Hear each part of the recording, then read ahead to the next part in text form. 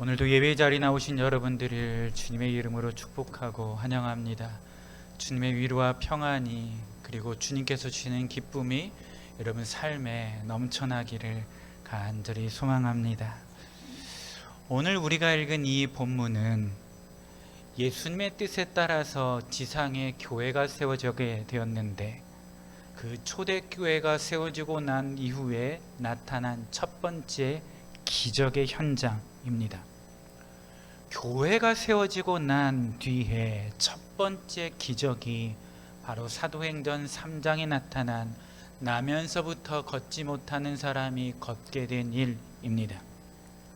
물론 예수님이 세상에 오셔서 공생의 사역을 시작하실 때 많은 이적과 기사, 기적을 베푸셨습니다. 그런데 그 기적은 예수님 스스로 하신 것이었지 오늘 사도행전 3장에 나타나 있는 것처럼 제자들이 힘을 보탠 것은 아닙니다. 모든 이적, 기적은 다 예수님께서 친히 행하신 것이었습니다. 그런 주님이 십자가에서 죽으시고 3일 만에 다시 살아나셨다가 이 지상에 약 40여일 동안 계시다 하늘로 올라가셨습니다. 자, 이제 누가 남아 있습니까? 예수님을 따르고 있었던 제자들, 사도들만 남아 있습니다. 그런데 이 사도들은, 제자들은 단 한 번도 스스로 무엇을 해본 적이 없습니다. 그들 스스로 어떤 일을 한 역사가 없다는 것입니다. 단지 예수님이 병자를 고칠 때 그 옆에 있었고, 예수님이 귀신을 쫓아내실 때 그 현장에 있었고, 예수님이 눈먼 자를 뜨게 해 주실 때 제자들은 그 자리에 있었습니다. 그리고 그것을 보았습니다. 하지만 제자들은 단 한 번도 그 기적을 스스로 일으킨 적은 없습니다. 우리 자녀들이 결혼할 때가 되면 이 부모님들이 무슨 걱정을 합니까? 결혼을 가서 밥이나 잘 해먹을까 이런 걱정을 하잖아요. 근데 그런 걱정 안 해도 됩니다. 돈이 많기 때문에 그런 걱정을 할 필요가 없어요. 어차피 다 사 먹을 거고. 근데 예전에는 다 시집장가를 보내면 무슨 걱정이에요? 밥을 잘 해먹을까, 무엇을 해먹을까 걱정이죠. 사실 그게 걱정은 돼요. 지금까지 한 번도 해본 적이 없잖아요. 대신 옆에서 어떻게 하는지는 봤어요. 그리고 엄마가 하는 것에 따라서 감나라 배나라 이야기는 다 했어요. 근데 막상 자기가 결혼을 하고 자기 사랑하는 남편에게, 아내에게 뭔가 해줄 때에는 아무것도 못합니다. 똑같은 거예요. 예수님의 제자들도 두 눈으로 예수님이 행하신 기적을 보았어요. 예수님이 어떻게 행하셨는지 다 보았단 말입니다. 그 자리에 있었어요. 하지만 그들 스스로는 그 기적을 이루어내는 주체는 아니었습니다. 오히려 이 제자들은 어떤 기적을 행하려고 하다가, 병 고친 사람을 고치려고 하다가 많은 사람들에게 망신을 당하게 되었습니다. 마태복음 17장에 보면 예수님께서 베드로와 야고보와 요한을 따로 데리시고 산으로 올라가십니다. 초막셋을 짓고 우리가 잘 알고 있는 내용이 등장해요. 그런데 그렇게 산 위에 있었던 3명의 제자들이 있었고, 예수님과 함께 산 밑에도 예수님의 제자들이 있었다는 사실입니다. 제자들이 산 밑에 머무르고 있을 때 간질병에 걸린 아들을 데리고 아버지가 제자들에게 찾아옵니다. 제자들을 찾아왔던 이유는 그동안 예수님에 대한 소문이 너무나 많았죠. 예수님께 오면 예수님이 고쳐주신다, 예수님은 어떤 병이라도 다 낫게 해주신다 라고 하는 이야기를 듣고 아마 이 아버지도 간질에 걸린 아들을 데리고 예수님께 왔는데 예수님은 산 위에 올라가셨고 제자들만 그 자리에 있었습니다. 하지만 이 아버지는 포기하지 않고 제자들에게 말합니다. 내 아들이 간질에 걸렸습니다. 불에도 넘어집니다. 물에도 넘어집니다. 고쳐주십시오. 이야기를 듣고 제자들의 마음속에도 우리가 할 수 있어 라고 하는 마음이 들었습니다. 그래서 어떻게든 고치려고 했어요. 그런데 웬걸 고쳐지지 않는 거죠. 애를 쓰고 수고했는데 이 간질에 걸린 이 아이의 병이 낫지 않는 겁니다. 그래서 아버지가 왜 이것도 고치지 못하느냐라고 도리어 제자들을 타박합니다. 많은 사람 앞에서 제자들이 망신을 당하게 되었어요. 예수님이 산 위에 계시다가 산 밑으로 아래로 내려오십니다. 큰 소동이 일어난 걸 보셨어요? 그리고 예수님께서 그 아이에게 가서 간질병을 깨끗하게 고쳐주십니다. 자, 상황이 종료되었어요. 제자들이 예수님께 따지듯이 묻습니다. 예수님이 이렇게 하실 수 있는데 왜 우리들은 이 병을 고치지 못합니까? 예수님은 이렇게 기적을 행하시는데 왜 우리들은 이 일을 하지 못합니까? 라고 예수님께 묻습니다. 그때 예수님의 대답이 무엇이냐면 너희의 믿음이 작기 때문이라고 말합니다. 너희의 믿음이 작기 때문에 이 일을 하지 못한다라고 말합니다.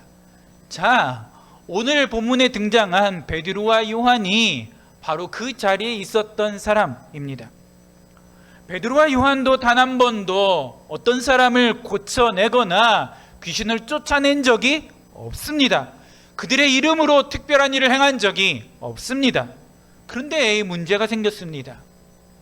정해진 시간마다 성전에 올라가는데 늘 자기의 눈에 들었던 그 사람이 오늘 특별히 내 마음 가운데 약간 들어오는 게 있는 거죠. 이 안진뱅이가 쳐다보는 것이 예전과 좀 다릅니다. 그리고 그를 바라보는 내 마음도 다릅니다. 여러분, 그 사람이 베드로와 요한에게 요청합니다. 그런데 그 요청이 무엇입니까? 내가 걷게 해 주십시오 라고 하는 것이 아닙니다. 걷지 못하는 사람은 안진뱅이는 베드로와 요한을 바라보면서 무언가 얻기를 원했습니다. 불쌍히 여기는 마음으로 나에게 좀 돈을 좀 주십시오. 베드로와 요한은 적당히 이 사람을 피해서, 이 문제를 피해서 성전 안으로 들어갈 수도 있었습니다. 하지만 그날따라 베드로와 요한은 그 자리에 머물러 서게 되었습니다. 가끔 쉴 때 시장을 갑니다. 무엇을 많이 사기 위해서가 아니라 왜 데려가는지는 모르겠는데 일단 시장 한복판에 서 있기는 해요. 근데 시장에 갈 때마다 이 길 한복판을 다니는 사람이 있어요. 이렇게 노래가 틀어져 있는데 복음성가를 틀고 지나가요. 다리가 한쪽이 없는 분이에요. 그러면서 통 하나가 있고 그 카세트 테이프에서는 이 찬양, 이 노래가 계속 흘러나옵니다. 근데 사실 저는 그렇게 볼 때마다 그냥 지나쳐 갑니다. 웬만하면 눈을 마주치려고 하지 않고 그냥 가려고 하는데 제 아내는 꼭 뭘 주자고 합니다. 꼭 주고 싶다는 거죠. 그렇게 하면 사실 두 사람 중에 한 사람은 싫다고 하는데 한 사람은 한다고 하니까 한 놈만 나쁜 사람이 되는 거잖아요. 그래서 일단 그렇게 해요. 제가 처음에는 그랬어요. 왜 이걸 하냐 그랬더니 불쌍하지 않냐, 그리고 찬송가 가사가 나오는데 어떻게 그냥 지나갈 수 있냐 라고 얘기를 해요. 그 말을 들으니까 아 그래 라고 하는데 많이 줄 것도 아니면서 어쨌거나 그래요. 그날도 마찬가지였어요. 성전 미문을 지나고 있었던 베드로와 요한도 이전에는 안진뱅이를 볼 때마다 별로 긍휼히 여기는 마음도 없었고 불쌍히 여기는 마음이 없었어요. 그런데 그날은 베드로와 요한의 마음에 이 한 사람을 바라보면서 뭔가 찔림이 있었던 것 같습니다. 그냥 지나쳐가지 못한다는 거죠. 여전히 걷지 못하는 이 안진뱅이는 베드로와 요한을 바라보면서 무언가 얻기를 원했습니다. 동전이라도 좀 받기를 원했던 것 같아요. 하지만 베드로와 요한은 어떤 물질로 그 사람을 섬겼던 것이 아닙니다. 베드로와 요한의 눈에는 그 사람에게 조금 더 준다고 해서 이 사람의 삶이 달라지는 것이 아니라 이 사람이 가지고 있는 진짜 근원적인 문제, 이것을 지금 오늘 당장 해결해 줘야 되겠다라고 하는 마음이 들었습니다. 그 근본적인 문제가 무엇입니까? 걷는 것입니다. 다시 말하면 변죽을 울리고 그냥 지나가는 것이 아니라 안진뱅이가 안고 있는 진짜 문제를 베드로와 요한이 해결해 주기 원했습니다. 여러분 잘 보면 베드로와 요한이 요한에게 안진뱅이가 먼저 어떻게 해달라고 요청한 것 아닙니다. 걷게 해달라고, 다리를 좀 낫게 해달라고 요청한 것이 아니에요. 그런데 베드로와 요한에게는 그날 그 시간에는 마음속에 이 사람이 안고 있는 이 문제를 해결해 주면 좋겠다라고 하는 확신이 있었습니다.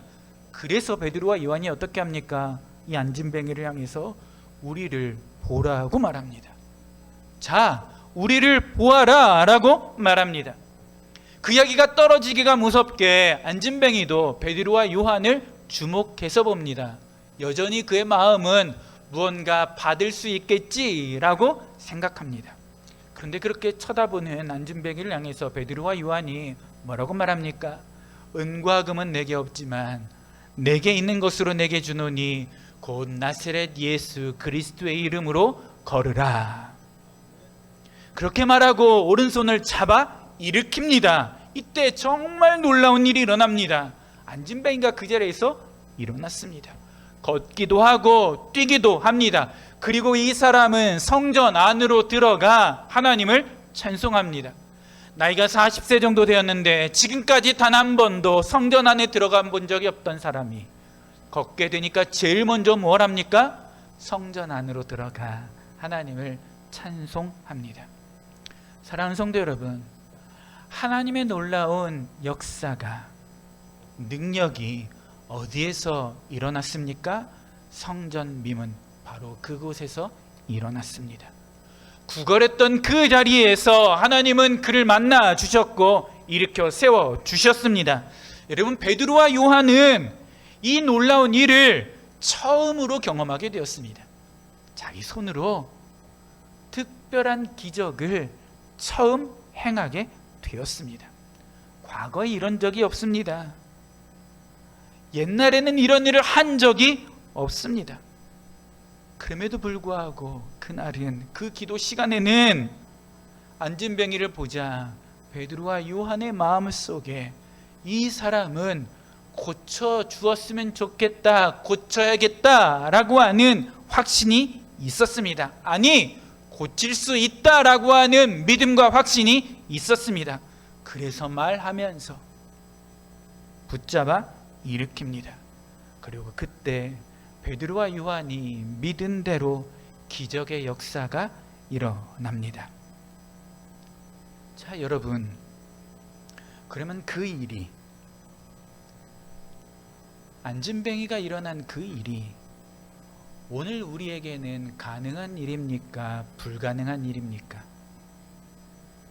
안진뱅이를 일으키는 거, 불치의 병에 걸린 사람이 깨끗하게 고침받는 거, 그 일이 지금도 일어날 수 있습니까? 아니면 불가능한 일입니까?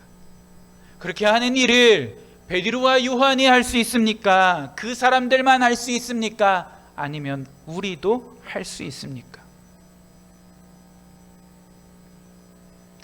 예전에 저희 큰 아이가 아주 어렸을 때 조금 많이 아파서 병원에 입원할 정도가 되었어요. 입원을 해야 되는데, 심각한데 입원을 해야 되는데 제 아내가 저한테 위에서 기도를 해주라는 거예요. 뭐라고 기도를 하냐, 낫기를 구하라는 거죠. 병원에 데려다 입원시키지 말고 기도해서 낫게 해라 라는 거예요. 야, 말은 쉬운데 안 좋으니까 병원을 가려고 했을 것 아닙니까? 근데 기도해서 낫게 하라는 거예요. 자기가 하면 되는데 저한테 하래요. 그래서 이제 안고 이제 기도를 했죠. 나았을까요? 안 나았을까요? 안 나아서 바로 병원에 갔습니다. 자, 그리고 이제 며칠이 지나고 같이 교회에 있었던 청년부를 담당하는 목사님께 제 아내가 이야기를 했어요. 이렇게 우리 아들이 병원에 입원했는데 한번 오셔서 신방하고 기도를 해주시면 좋겠다. 이 목사님 바쁜데 청년분이 사역을 마치고 병원에 오셔서 위해서 이제 아들을 위해서 기도를 해 주었어요. 자, 문제 나았을까요? 안 나았을까요? 나았어요. 자, 이게 이 문제가 생긴 거죠. 아빠가 기도했는데 안 나아서 병원에 입원을 시켰어요. 그리고 조금 있다가 다른 목사님이 기도했는데 나았어요. 야, 그래서 제가 속으로 무슨 생각했냐면, 속으로 시간이 지났으니까 나았을 거다. 여러분, 우리가 살아가고 있는 시대에 모든 어려움과 문제와 근심과 환난이, 고난이, 그리고 불치의 병이 우리의 기도로 깨끗하게 다 사라지고 해결되고 고침받을 수 있습니까? 그 일을 베드로와 요한만이 할 수 있습니까? 아니면 우리도 할 수 있습니까? 지금 이 시대에도 일어날 수 있습니까? 베드로와 요한만이 아니라 하나님 온전히 신뢰하고 믿는 자들에게는 동일한 은혜와 능력과 역사가 나타날 줄 믿습니다. 오늘 성경이 우리에게 말하고 있는 것은 베드로와 요한을 통해서 두 사람이 자랑스럽게 드러났던 것이 아니라 두 사람의 간절한 기도를 통해서 예수의 이름의 능력이 온전히 드러났음을 우리에게 소개하고 있습니다. 베드로와 요한이 그 시대에 탁월한 사도들이었고 설교자였지만 그들은 자기를 자랑하지 않습니다.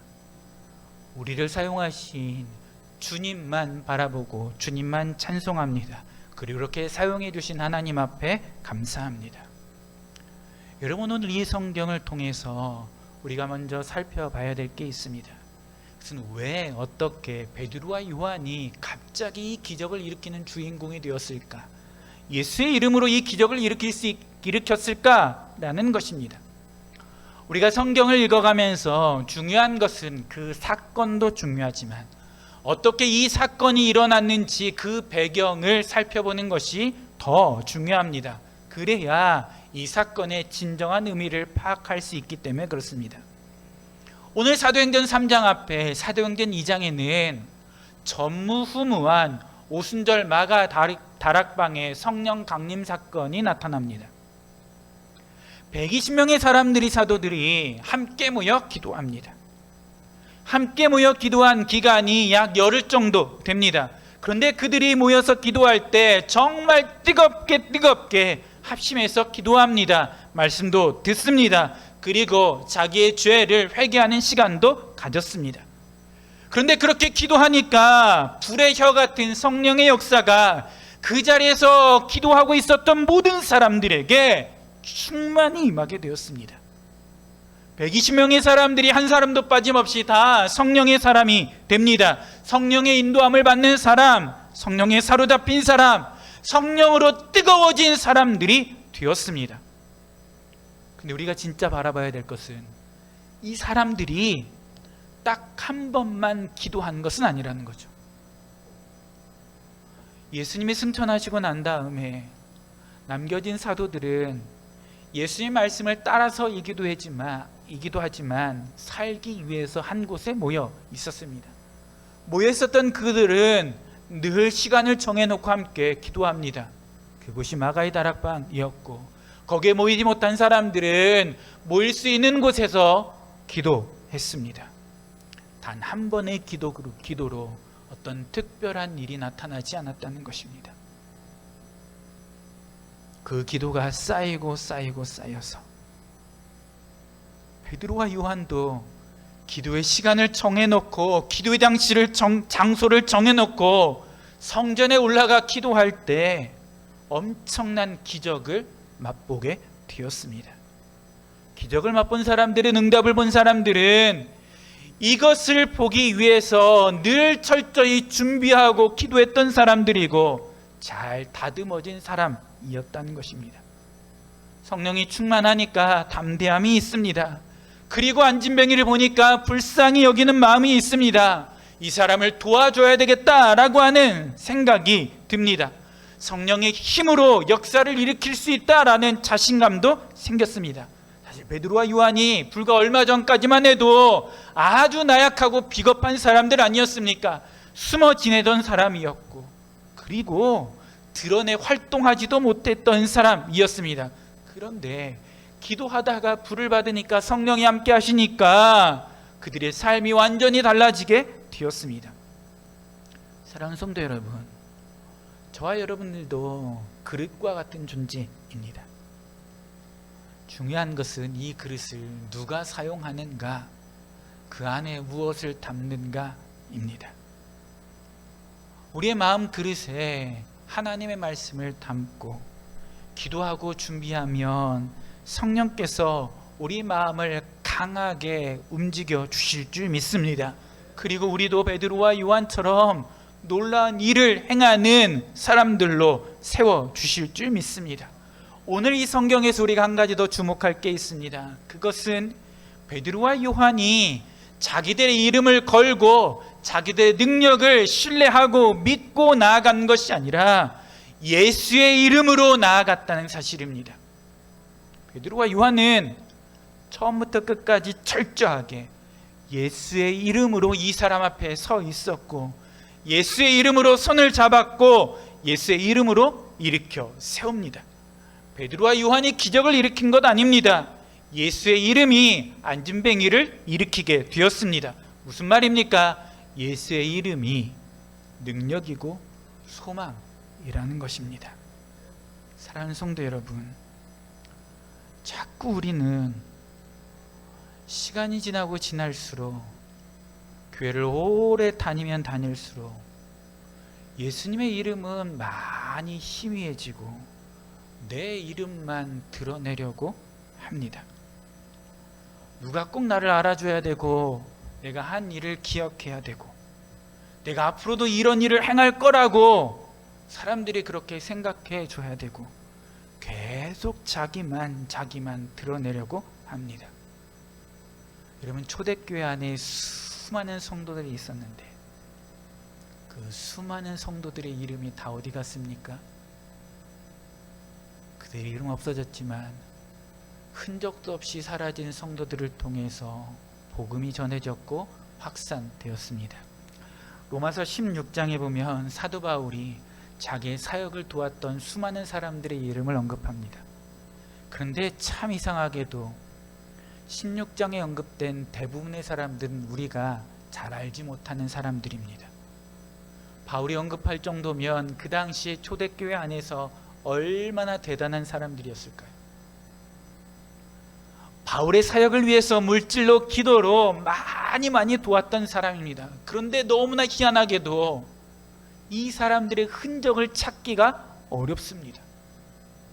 몇몇 사람들 제외하고는 누구인지, 남자인지 여자인지 어느 지역에 살았는지 도통 알 수 없는 사람들이 대부분입니다. 그런데 바울은 이 사람들의 이름만큼은 그래도 너희가 좀 기억해 줘라고 말합니다. 이유는 복음을 위해서 흔적도 없이 사라진 사람들이었기 때문에. 베드로와 요한이 이 사람을 앞에 놓고 기도하면서 일으킵니다. 많은 사람들이 주목하고 있었고 많은 사람들이 지나가는 길이고, 그런데 베드로와 요한은 내가 했다라고 자랑하지 않습니다. 내가 이 큰 기적의 주인공이라고 드러내지 않습니다. 예수의 이름으로 이 일을 했다라고 겸손히 사라지게 됩니다. 사랑하는 성도 여러분, 우리가 하나님 앞에 귀하게 쓰임받을 때가 언제입니까? 예수 이름 뒤에 숨을 때입니다. 교회가 언제 힘있게 능력을 발휘할 수 있습니까? 교회가 예수 이름 뒤에 숨어 있을 때입니다. 그때 하나님은 성도도 교회도 사용해 주십니다. 바라기는 저와 여러분이 우리 교회가 예수의 이름만 온전히 드러내고 그리고 자랑할 수 있기를 간절히 축복합니다. 이것이 오늘 우리가 살아가는 이유여야 되고, 우리를 통해서 예수님만 드러나야 됩니다. 교회도 마찬가지입니다. 미국 워싱턴에 플레이스라고 하는 광장이 있었습니다. 이 광장이 유명했던 것은 많은 화가들이 거기에서 모여서 그림을 그렸기 때문에 그렇습니다. 그런데 거기에서 그림을 그리고 있었던 한 여자 화가가 있었습니다. 처음에는 젊기도 하고 또 사람들과 잘 어울리면서 그림도 그렸습니다. 그런데 몹쓸 폐렴에 걸려서 더 이상 나가서 그림을 그리지 못하고 침대에 누워있는 신세가 되었습니다. 이 광장에서 그림을 그리고 있었던 화가들은 그 당시에 다 가난한 사람들이었고 이 광장 주변도 잘 살지 못하는 사람들이 사는 곳이었습니다. 그 여자도 거기에 거처가 있었고 거기에서 침대에 누워 있었습니다. 침대에 누워 있습니다. 하루 종일 기침이 끊이지 않습니다. 침대에 누워 있는 이 여자 화가에게 눈에 늘 들어오는 것은 창밖 너머 이웃집 담장에 있었던 넝쿨이었습니다. 담쟁이 덩쿨이었습니다. 그래서 침대에서 언제나 이 덩쿨의 잎이 몇 개나 있나 이것을 세었습니다. 10개가 남았구나, 7개가 남았구나, 6개가 남았구나. 그렇게 혼잣말을 하면서 하루하루를 보냈습니다. 그런데 비가 오고 날씨가 추워지면서 담벼락에 있었던 이 덩굴의 잎이 다 떨어지기 시작합니다. 이 딸을 돌보고 있었던 엄마가 매일매일 이 덩굴만 바라보면서 새고 있었던 딸을 불쌍히 여겼는데 비바람이 너무 많이 치니까 어떻게 할까 하다가 커튼으로 창문을 가리고 바깥으로 나가서 어떤 한 사람을 만나게 됩니다. 한 늙은 화가에게 부탁을 해요. 내 딸이 매일매일 창밖만 바라봅니다. 나뭇잎만 바라봅니다. 오늘 이렇게 비바람이 부는데 내 딸을 위해서 그림 하나를 그려주십시오. 늙은 화가가 이 어머니의 간절한 말을 듣고 이 비바람을 헤치고 담벼락에 앉아서 그림을 계속 그립니다. 하룻밤이 지나고 침대에 누워 있었던 그 여자 화가 딸이 엄마에게 말합니다. 이 커튼을 좀 걷어주어. 엄마도 사실 마음에 두려움이 있습니다. 매일 그것을 세고 엄마에게 늘 말했기 때문에 여기 잎이 다 떨어지면 나도 죽을 것 같아. 커튼을 열었습니다. 그런데 밤새 그렇게 비바람이 불고 그렇게 큰 소동이 있었지만 담벼락에 아주 약한 나뭇잎이 달려 있는 것입니다. 그것을 보고 침대에 누워 있다가 마음에 큰 위로를 얻었습니다. 야, 이렇게 잘 버티는 나뭇잎이 있었구나. 근데 사실 그 잎은 진짜 잎이 아니라 밤새도록 비를 맞으면서 그림을 그렸던 한 사람의 로고가 있었습니다. 이 일로 말미암아 병상에 누워 있었던 그 여자는 희망을 얻게 되었고 잘 치료받았습니다. 그래서 많은 사람들에게 유익을 주는 사람이 되었습니다. 사랑하는 성도 여러분, 오늘 우리의 삶에도 영원히 떨어지지 않는 나뭇잎 잎새가 있습니다. 예수 그리스도이십니다. 그분을 믿으면 붙잡으면 우리가 살아나게 됩니다. 우리가 영원히 기억해야 될 이름은 딱 하나입니다. 예수 그리스도 딱 한 분입니다. 그래서 우리는 그 예수님을 향해서 이런 고백을 할 수 있어야 됩니다. 나는 예수님의 이름에 있는 비밀을, 사랑을 압니다. 그 이름에 있는 능력을 믿습니다. 그 이름에 숨겨진 기쁨을 내가 믿습니다 라고 고백하고 나아가야 됩니다. 그리고 우리도 이 예수의 이름을 가지고 나아가면 우리가 가지고 있는 모든 질병이 정복되고 모든 문제가 해결되는 역사가 일어나게 될 줄 믿습니다. 여러분, 안진뱅이가 어디에서 걷게 되었습니까? 성전 미문에서 걷고 그는 자기 집으로 가지 않고 성전 안으로 들어가 하나님을 찬송합니다. 오늘 기적의 현장이 어디입니까? 바로 이 제단, 이 교회가 되어야 될 줄 믿습니다. 바로 여기에서 예수 그리스도의 능력이 저와 여러분들 통해서 나타나기를 간절히 소망합니다.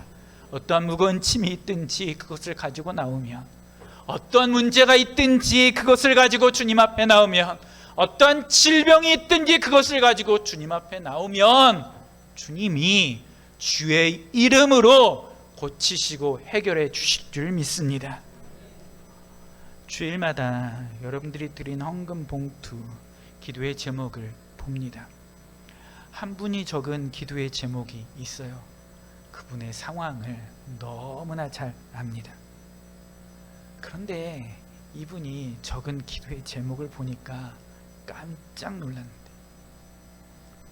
사실 되게 어렵고 진짜 힘든 상황인데 한 주간 하나님 안에서 기뻐할 수 있게 해주신 것 감사합니다 라는 제목이었어요. 제가 이 헌금 봉투를 보는 순간 이 마음에 울컥함이 있었어요. 좋은 일이 하나도 없거든요. 기뻐할 일이 하나도 없어요. 그럼에도 불구하고 주예전에 나오면서 올려드린 기도의 제목은 한 주간 하나님 때문에 기뻐할 수 있는 힘을 주셔서 감사하다는 거였어요. 사랑하는 성도 여러분, 믿는 자에게 능치 못함이 없고, 그리고 바로 이곳에서 주님이 저와 여러분을 붙잡아 주실 줄 믿습니다.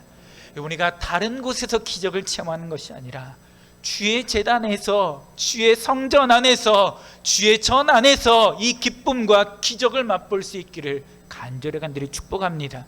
바로 교회가 여러분에게 기적의 자리가 되기를 간절히 원하고, 바로 이 자리가 주님의 이름을 찾는 자리가 되기를 간절히 원하고, 주님의 사랑이 내 삶을, 우리 가정을, 우리 자녀들을 감싸 안는 은혜가 있기를 간절히 축복합니다. 기도하겠습니다. 거룩하신 하나님 아버지, 우리가 예수의 이름의 능력을 힘입어 나아가기를 간절히 원합니다.